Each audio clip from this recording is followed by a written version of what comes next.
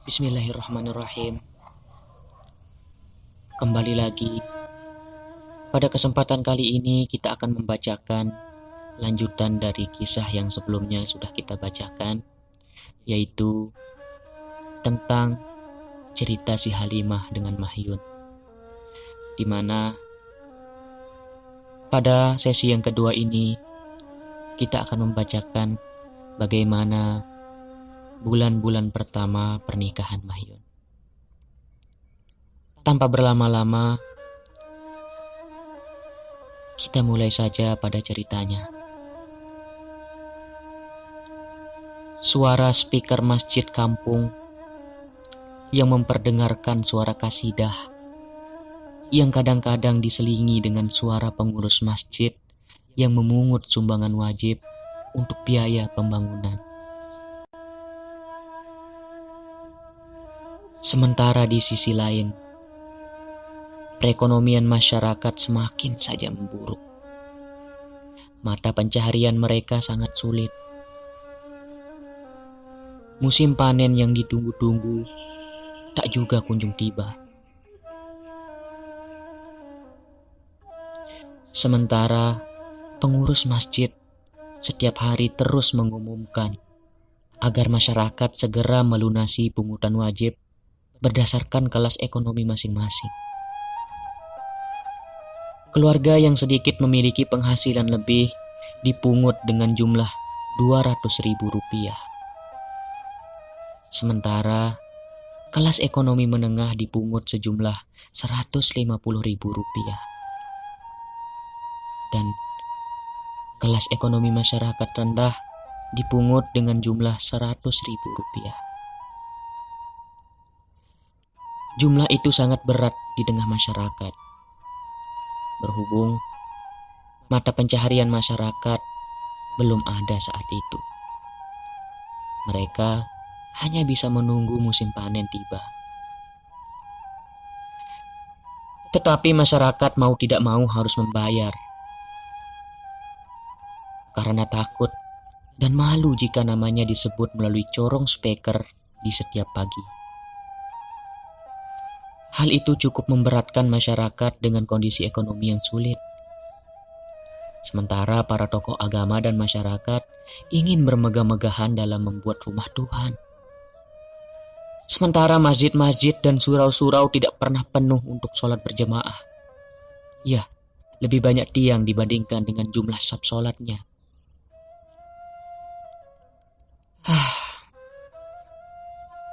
Suara para lelaki yang berbincang, mengeluh, dan mencari hutang kepada tetangga untuk melunasi iuran wajib masjid tersebut yang setiap harinya diumumkan melalui pengeras suara.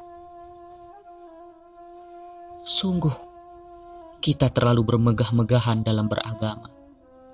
Bukankah Allah melarang kita untuk bermegah-megahan? Dan bagaimana konsep bersedekah jika nominalnya harus ditentukan dan dipatok berdasarkan tingkat ekonomi? Hari-hari terus berganti seolah tanpa bosannya. Mulai dari Senin, lalu Selasa, kemudian Rabu, Kamis, Jumat, Sabtu, Minggu, lalu kembali lagi ke Senin. Ya, Senin yang sama dengan rasa yang berbeda. Tapi ini bukanlah dialog pada sandiwara tanda cinta yang dipentaskan oleh Nano Riantiarno dengan Ratna Riantiarno yang tidak pernah menemukan jawaban atas tanda cintanya. Ini adalah kematian dan penantian. Semenjak Senin pertama saat ditinggal suaminya ke Malaysia, Halimah terus saja bermurung durja. Seolah-olah dunia ini terlalu kejam untuknya. Rasa sepi yang terlalu dini menghampirinya untuk pengantin baru yang belum genap 6 bulan usia pernikahannya dengan Mahyun. Ditambah lagi, ia mulai merasakan ada tanda-tanda buah cinta dalam rahimnya. Membuat kehidupan ini menjadi semakin berat. Ya, buah cintanya dengan Mahyun. Tanda-tanda kehamilannya itu yang selalu menguatkannya dalam menjalani hari-harinya. Hari-hari, bulan-bulan terus berlalu. Namun, penantian dan rasa rindunya Saimah semakin juga membesar. Hingga akhirnya musim panen tiba. Ia harus membawa perutnya yang hampir berusia 6 bulan untuk bekerja di sawah-sawah tetangga. Bagaimanapun, ia harus bekerja untuk kebutuhan sehari-harinya. Di samping itu, ia harus menafkahi ibu mertuanya yang sudah semakin tua. Namun Saimah tidak sedikit pun merasa menyesal telah memilih kehidupan dengan Mahyun. Iya, dia telah memilih.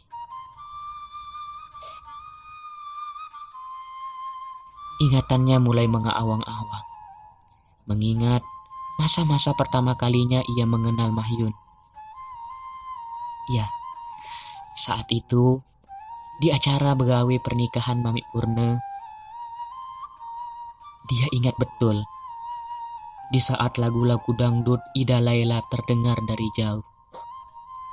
Penyanyi dangdut legendaris itu memang sangat akrab di telinga para pemuda saat itu, di mana budaya gotong royong masih sangat dijunjung tinggi oleh masyarakat. Para gadis-gadis perawan desa bersolek dengan cantiknya. Rambut yang dikepang dengan kain-kain terbaik yang mereka pakai. Wangi-wangi minyak rambut yang terbuat dari sari kelapa itu membuat rambutnya silau di bawah lampu neon strongking. Sungguh adalah pemandangan yang selalu dinantikan oleh para bujang di desa itu. Sementara para bujang mengupas kelapa, sedangkan para gadis memarut kelapa untuk kemudian dijadikan santan untuk memasak daging sapi dan ares untuk besok paginya. Sesekali para bujang melontarkan pantun dan para gadis menjawab pantun tersebut. Di sanalah ajang para muda-mudi untuk saling memikat dan saling mengenal. Itulah hal yang indah yang dirasakan oleh Saimah ketika itu. Di acara pernikahan itu, Mahyun dan Saimah berkenalan. Semenjak itu, jika Saimah jujur, dia tidak pernah sedikit pun terpikat oleh Mahyun. Tidak ada satupun kelebihan yang menonjol pada dirinya. Ia sederhana, dengan tampilan yang sangat biasa. Ia selalu mengikat kain di pinggangnya, dengan celana pendeknya yang keabu-abuan, yang sudah agak hitam terkena gedah pohon pisang yang akan dijadikannya bahan makanan. Rambutnya yang cepang dengan sisirannya yang klinis, ya, tidak ada satupun yang spesial dari dirinya. Sekali lagi, perkara cinta tidak pernah ada habis-habisnya memberikan teka-teki. Ia memilih dirinya untuk tinggal di tempat yang dia inginkan. Ia datang lalu bersemayam dalam waktu yang tidak dapat diperkirakan. Kali ini cintalah yang memilih diriku sebagai tempatnya bersemayam, tanpa bisa saya tolak. Suara gemelan meringsut dari kejauhan.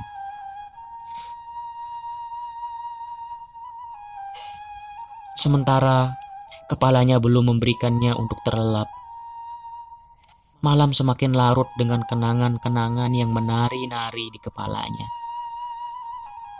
Sementara burung-burung malam bernyanyi seolah membawakan lagu tempo dulu yang merdu. Suara gemelan dari pertunjukan wayang dan juga suara orang membaca takapan rengganis hingga pagi menyingsing. Ya, musim panen telah tiba, sekaligus menandakan bahwa musim menikah juga sudah tiba. Para pemuda lajang dan gadis perawan banyak yang melangsungkan pernikahan pada masa-masa itu. Dalam hatinya Saimah membeku, mengingat masa-masa indahnya saat bersama suami tercinta. Hingga tak tersadar, Air matanya selalu basah di setiap malamnya dan mengering terbawa malam hingga pagi. Siapa yang mengira bahwa pernikahannya dengan Mahyun akan menjadi seberat seperti sekarang ini? Kedatangan surat dari sang suami akan membawa semangat baru dalam diri Saimah.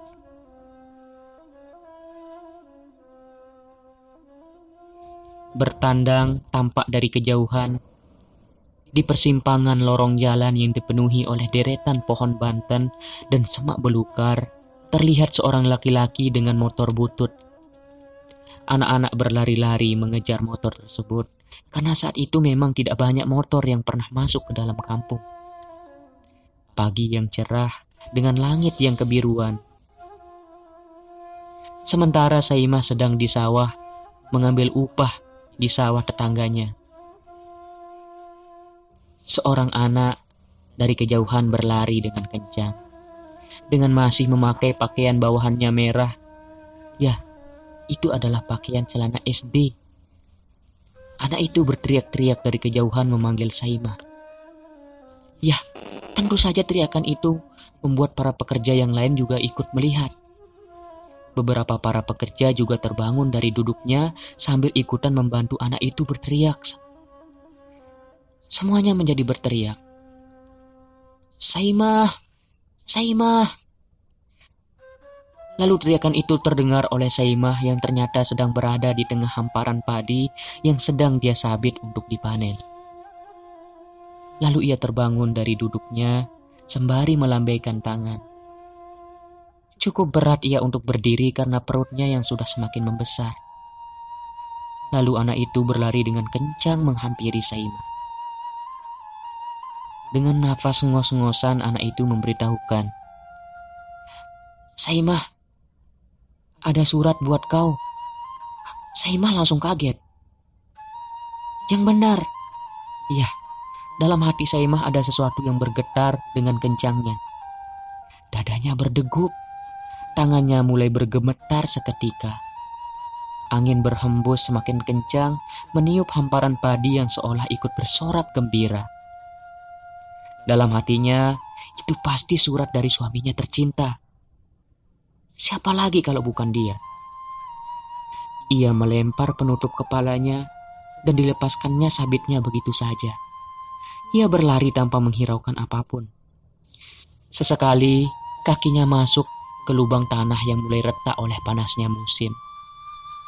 Akhirnya ada kabar dari penantiannya yang selama ini ia tunggu. Ia tidak pernah berharap ada kiriman uang dari suaminya. Ia hanya berharap suaminya mengirimkannya kabar bahwa dia sampai di Malaysia dengan selamat.